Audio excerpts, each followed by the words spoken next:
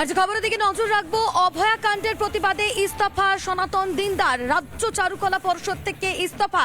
চারুকলা পর্ষদের কার্যকরী সদস্য ছিলেন, দীর্ঘদিন অনুপস্থিত ও কোনো ভূমিকা ছিল না। সোশ্যাল মিডিয়ায় পোস্ট শিল্পী সনাতন দিনদার। যে খবরের দিকে আমরা নজর রেখেছি, রাজ্য চারুকলা পর্ষদ থেকে ইস্তফা। অভয়াকাণ্ডের প্রতিবাদে ইস্তফা দিলেন সনাতন দিনদার। বিস্তারিত नीरा सफेद तुरंत खुले, भरपूर झाग दे और इसकी स्मार्ट साइंस दे स्मार्ट केयर और फ्रेशनेस। मेरी चॉइस मेरा सफेद। জানাবেন আমাদের প্রতিনিধি অনুপম এই মুহূর্তে আমাদের সঙ্গে রয়েছেন। অনুপম, যে রাজ্য চারুকলা পর্ষদের দীর্ঘদিন ধরে কার্যকারী সদস্য হিসাবে কাজ করছিলেন সনাতন দিন্দা। তুমি জানো যে সনাতন দিন্দা এমন একজন নাম, পশ্চিমবঙ্গ তো বটেই, গোটা দেশ জুড়ে তার নাম এবং তার খ্যাতি কিন্তু ছড়িয়ে রয়েছে। অত্যন্ত ভালো শিল্পী এবং তার কারুকার্য, তার হাতের কারুকার্য নিয়ে কিন্তু কোনো সন্দেহ নেই। আরজিকরের ঘটনার পর এটা তার একটা এমন পদক্ষেপ, তার ঘনিষ্ঠ মহলরা জানাচ্ছেন যে তিনি এই প্রতিবাদেই কিন্তু এই যে সদস্য পদ চারুকলা পর্ষদের, সেই সদস্য পদ থেকে তিনি সরে দাঁড়ালেন। যদিও তিনি সরে থাকার কারণ হিসাবে তিনি বলেছেন যে তিনি দীর্ঘদিন কোনো কাজ করছিলেন না, স্বাভাবিকভাবে তিনি সরে এসেছেন। কিন্তু ঘনিষ্ঠ মহল যেটা জানাচ্ছে যে আরজিকর ঘটনায় যেভাবে সরকারের ভূমিকা নিয়ে সমালোচনা হচ্ছে, তাতে এবার তিনিও তার পদ থেকে সরে দাঁড়ালেন।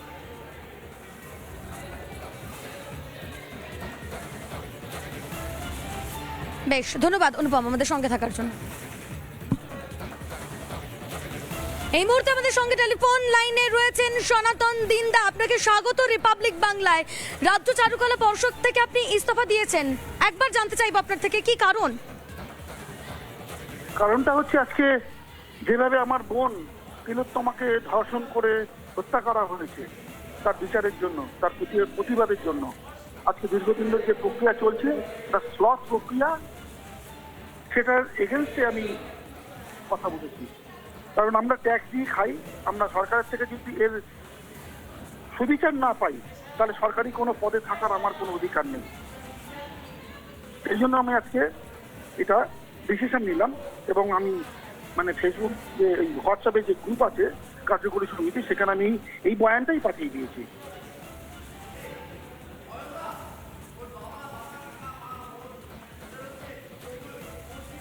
একটা বিষয় জানতে চাইবো আপনার থেকে, কি দাবি জানাচ্ছেন এবং এই যে গোটা ঘটনা, সেই ঘটনায় পুলিশের যে ভূমিকা রয়েছে তা নিয়েই বা আপনার কি প্রতিক্রিয়া থাকবে? দেখুন, আমি একা আমার চাওয়াতে কিচ্ছু এসে যায় না। আপামর মানুষ, জনতা আর চাবাল বৃদ্ধবনিতা যারা দীর্ঘদিন ধরে রাস্তায় নেমে চিৎকার করছে, আমরা সুবিচার চাই, আমরা সুবিচার চাই, আমরা সুবিচার চাই। We want justice, that's enough.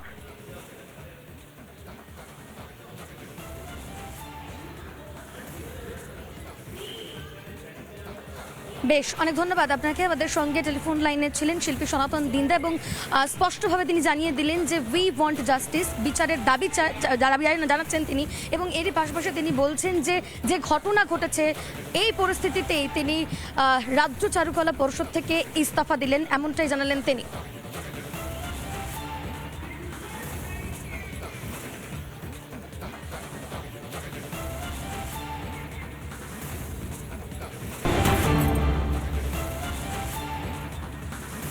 আর যে খবরের দিকে নজর রাখবো, রাষ্ট্রপতিকে চিঠি শুভেন্দু অধিকারীর। রাষ্ট্রপতি প্রদত্ত পুলিশ মেডেল ফিরিয়ে নেওয়ার আর্জি। বিনীত গোয়েলের পুলিশ মেডেল কেড়ে নেওয়া হোক। সিপির নিষ্ক্রিয়তা ও প্রমাণ লোপাটের প্রমাণ রয়েছে। বিনীত গোয়েল কলকাতা পুলিশকে কালিমা লিপ্ত করেছেন। কেন্দ্রীয় স্বরাষ্ট্রমন্ত্রী অমিত শাহকেও চিঠি লিখেছেন শুভেন্দু অধিকারী। বিরোধী দলনেতা শুভেন্দু অধিকারী তিনি দুটি চিঠি লিখেছেন, একটি রাষ্ট্রপতিকে চিঠি লিখেছেন এবং অন্য একটি চিঠি লিখেছেন তিনি কেন্দ্রীয় স্বরাষ্ট্রমন্ত্রী অমিত শাহকেও। রাষ্ট্রপতি প্রদত্ত পুলিশ মেডেল ফিরিয়ে নেওয়ার আর্জি, রাষ্ট্রপতিকে চিঠি লিখে এমনটাই আর্জি বিরোধী দলনেতা শুভেন্দু অধিকারীর। আর অন্যদিকে সিপির নিষ্ক্রিয়তা ও প্রমাণ লোপাটের প্রমাণ রয়েছে। বিনীত গোয়েল কলকাতা পুলিশকে কালিমা লিপ্ত করেছেন। কেন্দ্রীয় স্বরাষ্ট্রমন্ত্রীকে চিঠি শুভেন্দু অধিকারী।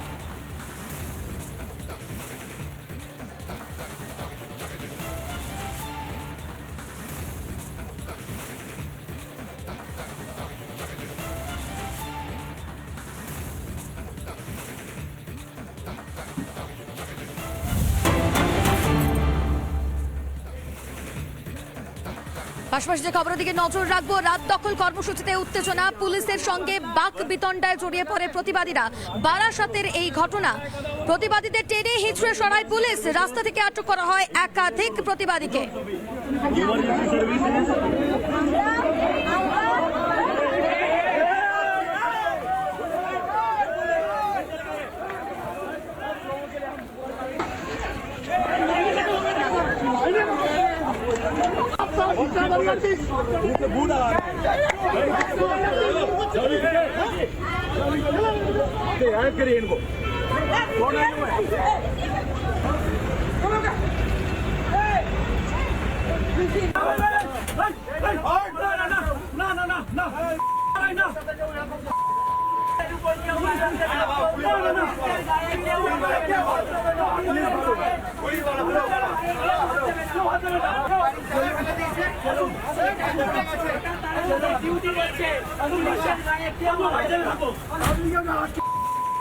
বারাসাতে আমাদেরকে পুলিশ অ্যারেস্ট করলো, প্রত্যেকের আমি নিজে পুলিশ লাঠি খাইছি, অস্ত্রাপ্য গালাগাল।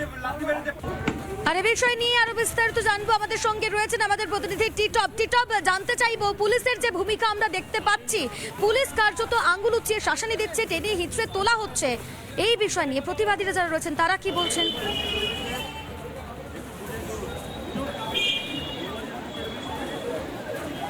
দেখো, একদম তাই। গতকাল রাতে অবহেলার জন্য প্রতিবাদে কিন্তু গোটা রাজ্য তোলপাড় ছিল। প্রত্যেকে রাত জাগো কর্মসূচিতে অংশগ্রহণ করেছিলেন, পুরুষ মহিলা প্রত্যেকেই। সেই রকম কিন্তু উত্তর 24 পরগনা বারাসাত, সেখানেও কিন্তু কর্মসূচিতে অংশগ্রহণ করেন। আর সেখানেই দেখা গিয়েছে যে যারা প্রতিবাদ করেছেন, যারা রাস্তায় বসে আন্দোলন করছেন, তাদের সঙ্গে পুলিশের বচসা হয়। একাধিক প্রতিবাদীদেরকে তাদেরকে টেনে হিঁচড়ে গাড়িতে তোলা হয়। ইতিমধ্যেই তারা প্রত্যেকেই বারাসাত থানায় রয়েছে, কিছু সময়ের মধ্যে এখান থেকে বের করা হবে। অতিরিক্ত পুলিশ সুপার তিনি জানিয়েছেন মোট 18 জনকে গ্রেপ্তার করা হয়েছে ইতিমধ্যে। যারা অর্থাৎ যারা এই তাদের সঙ্গে যারা ছিলেন গতকাল রাতে, তাদের সঙ্গে একটু কথা বলবো। আচ্ছা, মূলত গতকাল রাতে আপনারা প্রত্যেকেই তো রাস্তায় ছিলেন, আন্দোলন করেছেন শান্তিরতভাবে, তারা প্রত্যেকে রয়েছেন। কি বলবেন আপনারা? এই যে এখানে বেশ কিছু লয়ার তারাও প্রত্যেকে এসেছেন, কি বলবেন এই আন্দোলন? প্রথমত আন্দোলন নিয়ে তো দাবি রয়েছে। তার আগে আমি একটা ছোট্ট কথা, একটা ছোট ইনসিডেন্ট বলতে, যেটা একটু আগে আমার সাথে হয়েছে। কালকে আমি আন্দোলনে ছিলাম, কিন্তু কালকে আমাকে অ্যারেস্ট করা হয়নি। আজকে সকালে যখন আমি ব্যাপারটা জানতে পারি, আমি যখন থানার সামনে আসি, তারপরেও বেশ কিছুক্ষণ বাড়ি ছিলাম, আমাকে হঠাৎ করে থানা থেকে ডাকা হয়, বলে যে আমার সাথে কথা বলতে চায়। আমি যখন যাই ভিতরে, আমার ফোন নিয়ে নেওয়া হয়, আমাকে অকথ্য ভাষায় গালিগালাজ দেওয়া হয়, এবং গতকালকের আমাদের যে অবস্থা, শান্তিপূর্ণ অবস্থানের যত ভিডিও ছিল সব ডিলিট করানো হয়, ফেসবুক লাইভ ডিলিট করানো হয়, আমার গ্যালারি থেকে ডিলিট করানো হয়। এবং শুধু আমি না, ওখানে ভিতরে রয়েছে অ্যারেস্ট সৌরভ দে, তার ফোনও আমার সামনে থেকে সমস্ত কিছু। আন্দোলন করেছিলেন বসে, তাহলে পুলিশ কেন আপনাদেরকে? এটাই তো আমাদেরও জিজ্ঞাসা দাদা। আমাদের যদি আপনি কোনো ভিডিও দেখেন, কোনো সব জায়গায় আমরা এঁকেছি, আমরা গান গেয়েছি, আমরা নেচেছি, আমরা স্লোগান দিয়েছি, এর বেশি আমরা কিচ্ছু করিনি। আমরা অ্যাম্বুলেন্স থেকে শুরু করে যাদের যাদের জরুরি অবস্থা বাড়ি যাওয়ার আছে, তাদের রাস্তা আমরা করে দিয়েছি। আপনারা যদি কালকে কোনো ভিডিওতে দেখেন, আমরা এমন কোনো কিছু করিনি যার জন্য সাধারণ কষ্টে পায়। আমরা সাধারণের জন্য, আমরা নিজেরা সাধারণ হয়ে কালকে রাস্তায় নেমেছিলাম, যাদের কিনা আমরা এই অন্যায়ের প্রতিবাদটা জানাতেই রাস্তায় নেমেছিলাম। কারণ আমাদের ঘরেও সকলের মা বোন রয়েছে, এবং পুলিশ আজকে আমাদেরকে আনএথিক্যালভাবে জোর করে আমাদের ফেসবুক অ্যাকাউন্ট থেকে সমস্ত কিছু ডিলিট করানো হচ্ছে। শুধু সেটা না, আমার এক বন্ধু, সে লাইভ করেছিল, আমার ফোন থেকে ফোন করিয়ে তাকে আমাকে দিয়ে পোস্ট ডিলিট করাতে বাধ্য করা হয়েছে। আরো দিদি, আপনারা এই যে অভয়ার জন্য বিচার চেয়ে প্রতিবাদে আপনারা রাস্তা আন্দোলন করছেন, অবস্থান বিক্ষোভ করছেন, বিভিন্ন জায়গায় প্রতিবাদ করছেন, অথচ একের পর এক অভিযোগ পুলিশের ভূমিকা নিয়ে কার্যত প্রশ্ন তুলছেন প্রতিবাদীরা। আপাতত তোমাকে ধন্যবাদ টিটপ আমাদের সঙ্গে থাকার জন্য। শান্তিপূর্ণ অবস্থান আমরা করেছিলাম। আমরা বারাসাত 1 নম্বর প্ল্যাটফর্ম থেকে কলোনি মোড় পর্যন্ত একটা মিছিল করে নিয়ে আসি, এবং সেখানে আমরা প্রতিবাদ কর্মসূচিটা করি। পুলিশকে ইন্টিমেট করা হয়েছিল, পুলিশে বলছে পুলিশ জানে না হাইওয়ে ব্লক করে। আমরা তো হাইওয়ে ব্লক করে কিছু করিনি, আমরা অ্যাম্বুলেন্স যেতে দিয়েছি। আমরা যেসব প্রয়োজনীয় কাজে যারা যাচ্ছিলেন, তাদেরকে আমরা নিজেরা দায়িত্ব নিয়ে তাদেরকে আমরা এসকর্ট করে দিয়েছি। এবার বিষয় হচ্ছে, কালকে সারা রাত ধরে, যেহেতু রাত দখলে কর্মসূচি ছিল, এবং পশ্চিমবঙ্গের বিভিন্ন জায়গায় কিন্তু কালকে রাত দখলে কর্মসূচি হয়েছে, আমরা মহিলারা, আমাদের যারা সাথীরা বর্তমানে আছেন থানার ভেতরে, তারা কিন্তু সবাই আমরা গান করে, আমরা আঁকাআঁকি করে আমরা আমাদের প্রতিবাদটা করছিলাম। সেখানে হঠাৎ করে একটা পুলিশের টিম আসে, এবং সেই পুলিশের টিম এসে আমাদের উঠে যেতে বলে। উঠে যাওয়ার এক পর্যায়ে তারা প্রচণ্ড বাকবিতণ্ডা করে, এবং আমাদের অসভ্য ভাষায় আমাদের গালাগাল করে, আমাদের বিভিন্ন কুকথা বলা হয়, এবং এক পর্যায়ে সেখান থেকে 18 জনকে তারা ডিটেইন করে। তারা পুলিশ আমাদের মহিলাদের ওপর কিন্তু লাঠি চার্জ করেছে। সেখানে কিন্তু কোনো মহিলা পুলিশ ছিল না। বর্ণনাই দিচ্ছেন এই মুহূর্তে প্রতিবাদীরা। অবশ্যই এই ছবির দিকে আমাদের আবারও নজর থাকবে। অবশ্যই আমরা আবার অভিযোগ শুনবো। আপাতত তোমাকে ধন্যবাদ টিটাপ আমাদের সঙ্গে থাকার জন্য। আমরা একবার আপনাদের শোনাই অতিরিক্ত পুলিশ সুপার বারাসাত পুলিশ জেলা স্পর্শনী লাঙ্গে, তিনি কি বলেছেন শুনুন।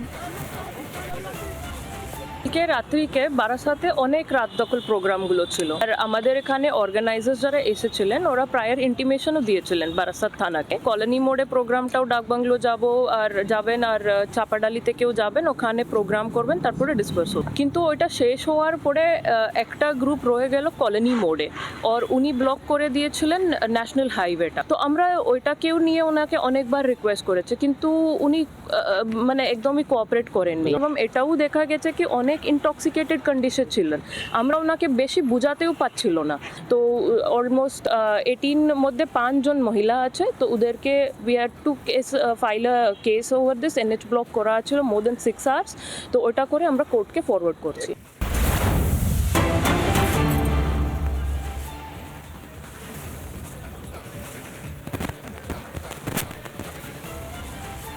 অভয়ার ছবি ব্যবহার করে কুমন্তব্য, অভিযোগ খতিয়ে দেখে রিপোর্ট জমার নির্দেশ সিবিআই এর যুগ্ম ডিরেক্টরকে নির্দেশ হাইকোর্টের। আপনাদের আরও একবার জানিয়ে রাখি, অভয়ার ছবি ব্যবহার করে কুমন্তব্য এবং সেই অভিযোগ খতিয়ে দেখে রিপোর্ট জমা দেওয়ার নির্দেশ সিবিআই এর যুগ্ম ডিরেক্টরকে নির্দেশ হাইকোর্টের।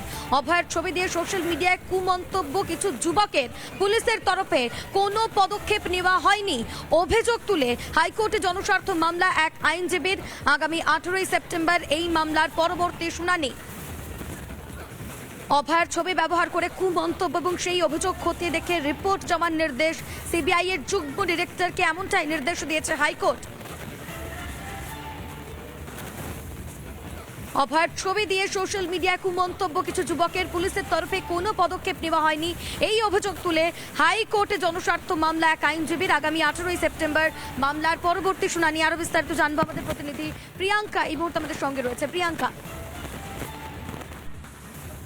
দেখো ইতিমধ্যেই যা উঠে আসছে, এই যে মামলা, যেই মামলা সম্পর্কে ইতিমধ্যেই আমরা রিপাবলিক বাংলার দর্শকদের জানাচ্ছি, সেই ক্ষেত্রে আর্জি করে নির্যাতিতার ছবি ব্যবহার করে কুমন্তব্য সিবিআইকে অভিযোগ খতিয়ে দেখে রিপোর্ট দেওয়ার নির্দেশ দেওয়া হলো কলকাতা হাইকোর্টের তরফ থেকে। নির্দেশ দিয়েছেন প্রধান বিচারপতি ডিভিশন বেঞ্চ।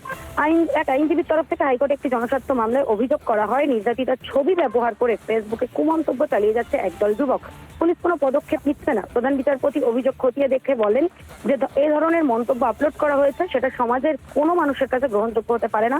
এরপরেই নির্দেশ দেন সিবিআই জয়েন্ট ডিরেক্টরকে মামলাকারী অভিযোগগুলি খতিয়ে দেখে রিপোর্ট জমা দিতে হবে। মামলায় অ্যাডিশনাল সলিসিটর জেনারেল স্পষ্টত জানান সিবিআই এর সাইবার অপরাধের জন্য কোনো আলাদা শাখা নেই, তাই কলকাতা পুলিশের সাইবার শাখাকে এই বিষয়ে রিপোর্ট দিতে নির্দেশ দেওয়া হোক। তবে আগামী 18 সেপ্টেম্বর এই মামলাটি পরবর্তী শুনানির জন্য রাখা হয়েছে।